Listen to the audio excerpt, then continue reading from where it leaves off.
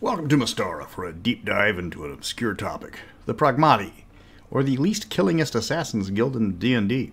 There's not much about the Pragmati except a single mention in the rules cyclopedia, so much of this is culled from the vaults of Pandios and the lore that was generated there. Who the Pragmati are is tough to explain. Yes, they will kill for money, but as the name suggests, they are pragmatic assassins. If there's a better way to remove a target from a complicated problem, they won't hesitate to use it. Whatever method is best for business. I'm Mr. Welch, and remember, it's just business. Before I start, I have to talk about my sponsor, Game Shop's Basement. If you're looking for ways to become a better dungeon master, check them out for a variety of useful resources, as well as tutorial lessons by professional dungeon masters. If you want to stand out as an online DM and rise above the mass of other nameless streaming games, you're going to need an edge, and there is no better edge than quality. If you want to join a streaming game, they have numerous slots available for a variety of games and adventures. Check out Game Shop's Basement. Link is in the description. The Pragmati are Glantrian origin, as only the labyrinthian politics of that nation could spawn such a complicated organization as the Pragmati. They were originally the Negotiators Guild, formed in 879 AC, and were under the sole employment of Prince Severino Malapetrio, until the guild was forced to expand their contracts to the other princes. This displeased Malapetrio, who was trying to use the guild to assassinate Carlotina Erewhon, something the guild refused to do because of her political status. When assassins started turning up dead, the Negotiators Guild was disbanded. Shortly thereafter, Severino was found floating face down in a canal, and though everyone suspected foul play, he was so disliked by everyone that the flimsy story that he fell into the canal and drowned wasn't questioned. The negotiators realized that accepting the contract against Carlotina would have destabilized Glantry in an ensuing civil war. It was decided that not all contracts were the same, and that some were far too dangerous for future business. If a current contract would cancel out more lucrative future contracts, then the contract wasn't in the guild's best interest. The Negotiators Guild became the Pragmati and began spreading their work into other nations. In a matter of years, they had operatives in all of the known world. The Pragmati were different from other assassins' guild. First, their international reach allowed them to move members around as needed. Every mission was well planned and had an extraction pre-arranged for the member. Pragmati forbade freelancing. Every mission and kill has to be planned out well in advance. No one lifts a finger until the final okay is given. However, the guild makes heavy use of freelancers, operating through proxies that gives them a measure of deniability. The freelancers might not even know they've been hired, only when and where to attack. Often these freelancers are specialists in a field, such as wizards or skilled warriors. Other times they're nothing more than a distraction, whichever is needed the most for a mission. Pragmati will accept any race or class into their ranks. No matter who you are, they will find a mission that you are highly qualified for. An elf trying to sneak into an orc camp is going to have a much harder time than another orc would. Wizards are always a welcome addition to the organization, as are more exotic creatures due to their often unique abilities. Would-be members are screened extensively, not just to make sure they will be loyal to the Pragmati, but also to see if they are mentally unstable. The Pragmati need quick thinkers and value competency. Rabid barbarians and common psychopaths are bad for business, and that is bad for the Pragmati. Most members are observed from a distance before being approached for membership. Such is the nature of the organization that many of their members work for a shell company, unaware of their true employer. The Pragmati are run by a council known as the Brizzolato, with each member serving a 5-year term. Every year, one of the Brizzolato is replaced by a new member of the council, and when the council has had a complete turnover, the base of operation is moved to a new location. This keeps the council from stagnating and makes the Pragmati hard to track. The council has final say in whether a contract is accepted, and they are the only ones that can authorize the removal of a head of state. They also provide guidance to regional groups, and can authorize the removal of a rogue Pragmati. Beneath the Brizzolati are the Ragranzito, or the Wizened. They serve as the leaders of a specific region. They are cycled out every 5 years like the Brizzolato, but instead of being sent down a rank, they're instead transferred to a new region, or elevated in status to Brizzolato, depending on the needs of the council. They can authorize hits on landed nobility or the equivalent, as well as arrange contracts with freelancers. They will often handle particularly difficult assassinations or missions if their participation is deemed necessary.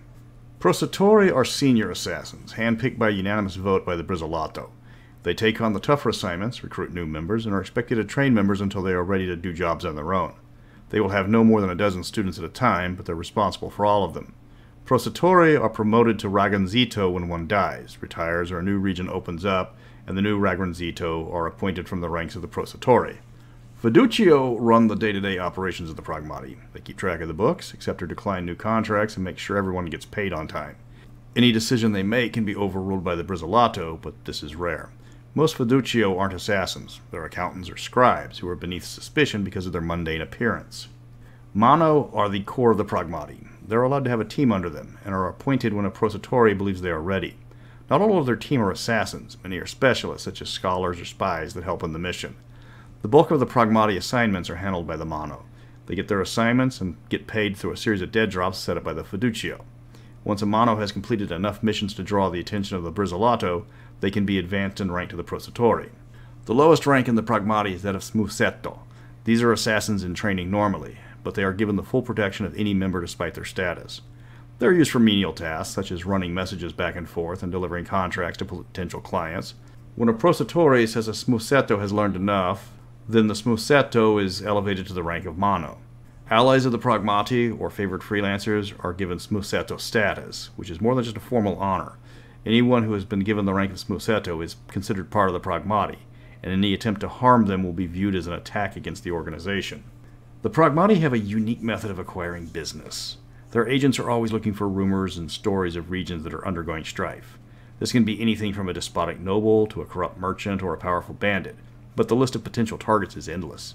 They will dispatch agents to observe the situation, and once a way to stabilize the area is identified, the Pragmati will approach a potential client with a vague offer of help. If the client agrees, a contract will be created and then delivered. It takes about a week for a contract to be approved, but if the client is already familiar with the Pragmati, it can be instantly approved, though this costs substantially more. Once the contract is finalized, only then will the Pragmati agents be assigned to the job. The defining trait of the Pragmati is their use of non-lethal tactics in many of their jobs. They promise a client that the problem will be dealt with, but they never specify how. Killing a bandit leader who is constantly raiding a village is one thing. Murdering a baron appointed by the emperor is going to raise questions that the Pragmati would like to avoid. So they will become creative in removing their target. If the baron instead is framed for tax evasion and thrown into a dungeon to rot, it has the same effect as his death, and it doesn't end in a murder investigation. The method of fulfilling the contract is left to the Pragmati in charge. As long as it doesn't cause further problems, the ruling council will be satisfied with any successful result. This has led to a large number of methods available to the Pragmati, and only a few of them result in the death by their hand. Blackmail is a very common tactic employed. A retired politician is often as harmless as a dead one. One clever tactic they have employed in the past is to get a target promoted to a powerless figurehead position. Framing a target is always an option, and bribery is useful, though not favored, because the cost of the bribe is passed on to the client. Unique and particularly effective methods of fulfilling a contract earns the Pragmati increased status in the organization, often fast-tracking the assassin to higher levels of leadership. The one thing the Pragmati will not tolerate is slaughter. It is inefficient and draws too much attention to their methods. Agents are taught to use the least amount of force necessary to remove a target, and while casualties are unavoidable, they are expected to be as few as possible. Pragmati choose their targets based on the predictions of the impact of their removal.